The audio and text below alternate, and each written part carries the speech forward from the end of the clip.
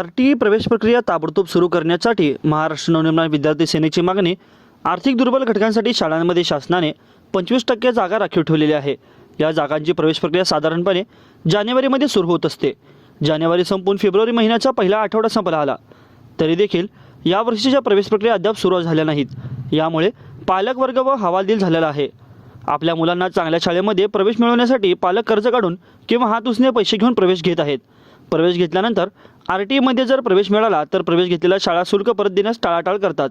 त्यामुळे पालकांचे आर्थिक नुकसान देखील होते।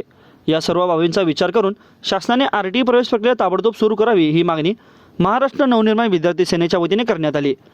या आशयाचे निवेदन करताना माननीय जिल्हाधिकारी साहेब सोलापूर व मुख्य कार्यकारी अधिकारी यांना देण्यात आले। यावेळी राज्य उपाध्यक्ष अमर कुलकर्णी, जिल्हाध्यक्ष अभिषेक रंपुरे, उपजिल्हाध्यक्ष राहुल अक्कलवाडे, जिल्हा सचिव अक्षय आडम व इतर पदाधिकारी देखील उपस्थित होते।